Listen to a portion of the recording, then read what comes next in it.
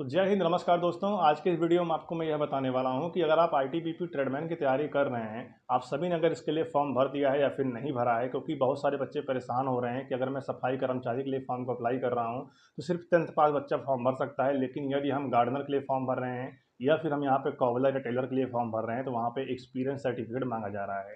तो देखिए, experience certificate यहाँ पे कंपलसरी है, ये बातें फिक्स है। और दूसरी बड़ी बात क्या है कि आप सभी एक्सपीरियंस सर्टिफिकेट बनवाने की बहुत सारे यहाँ पे कोशिश कर रहे हैं, लेकिन बन नहीं पा रहा है। उसका मेन चक्कर क्या है कि आप सभी को एक्सपीरियंस सर्टिफिकेट यहाँ पे जेन्युइन तरीके से चाहिए होगा, ठीक है, ऑथेंटिक यहाँ पे होना चाहिए। फेक वगैरह आप सभी लेकर जाएंगे तो सीधे आप सभी को बाहर कर दिया जाएगा। तो इसलिए जेन्युइन का मतलब ये होता है कि आप जहाँ से भी एक्सपीरियंस सर्टिफिकेट बनवा रहे हैं वहाँ पर आप सभी के एक्सपीरियंस सर्टिफिकेट में जीएसटीआई नंबर होना चाहिए।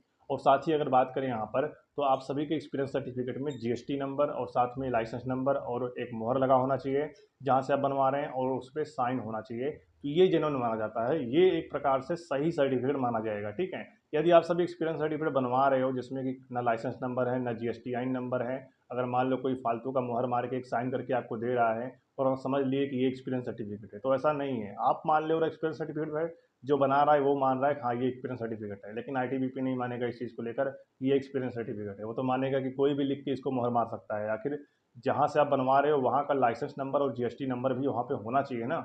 यही एक बात यहाँ पे आके फंसती है बच्चों के अंदर। और जब आप सभी ऑनलाइन आवेदन करने जा रहे हो तो वहाँ पे टेंथ के बाद आप सभी को यहाँ पर, जैसे मान लो आप 10th का डिटेल यहाँ पे फिलअप कर दिए, उसके नीचे आप सभी को यहाँ पे अपना एक्सपीरियंस सर्टिफिकेट का डिटेल भी फिल करने का ऑप्शन आ रहा है। मतलब बात करें, आपको फिलअप करना पड़ेगा कि आपने कहाँ से ये काम सीखा है, मतलब कहाँ से आप सभी ने 2 साल का वर्क एक्सपीरियंस लिया है, ये आपको फिलअप करना होगा। और आप सभी को ये भी फिलअप करना होगा कि परसेंटेज वगैरह पूछा तो आप सभी 78 लिख दिए चाहे 80 लीजिए, वो आपके ऊपर डिपेंड करता है।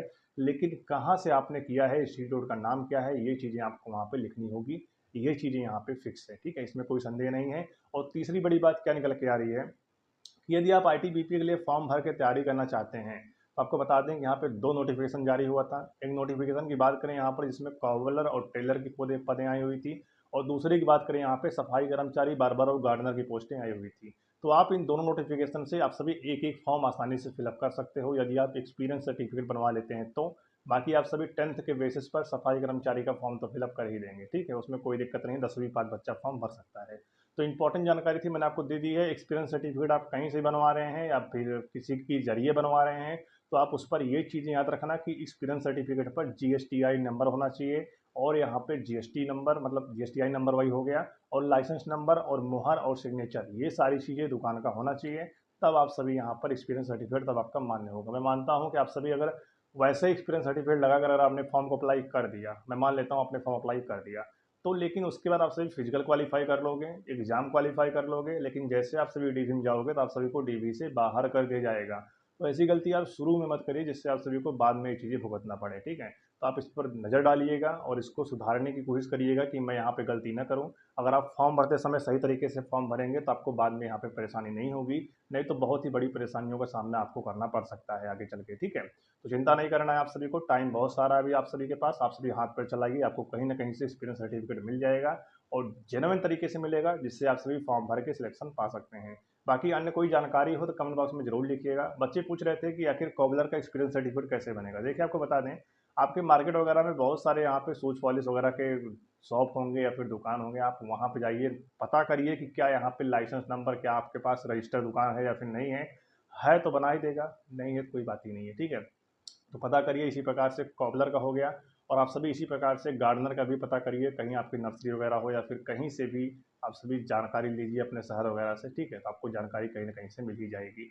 और तीसरा है यहाँ पे आप सभी का टेलर का तो जिसके पास जीएसटीआई नंबर होगा वही आपका एक्सपीरियंस सर्टिफिकेट बना सकता है, लेकिन हर कोई बनाना भी नहीं चाहता। लेकिन आपको कन्वेंस करना आपकी जिम्मेदारी है, तो आप कन्वेंस करके कहीं ना कहीं से बनवा के आप फॉर्म भर सकते हैं। आपको बता दें यहाँ पे कि सभी आप जिस भी ट्रेड के लिए फॉर्म भरेंगे आप सभी का ट्रेड टेस्ट भी होगा। तो आप सोच समझ के ट्रेड के लिए सिलेक्ट करिएगा, ट्रेड आपका ट्रेड टेस्ट भी यहाँ पे होगा। तो आप अगर सोच समझ के यहाँ पे ट्रेड को सिलेक्ट करेंगे तो आप ट्रेड टेस्ट को भी क्वालिफाई कर जाएंगे, जिसमें भी आप सभी को थोड़ी भी नॉलेज है तो आप उसी ट्रेड को यहाँ पे सिलेक्ट करिएगा, उसी का एक्सपीरियंस सर्टिफिकेट बनवा के आप सभी उसी में फॉर्म अप्लाई करिएगा, ठीक है। तो चलिए, आज की वीडियो हमारी यहीं तक थी, समझ में आई हो तो वीडियो को लाइक करिएगा, हमारे यूट्यूब चैनल को सब्सक्राइब करिएगा। मिलते हैं नेक्स्ट वीडियो में। जय हिंद।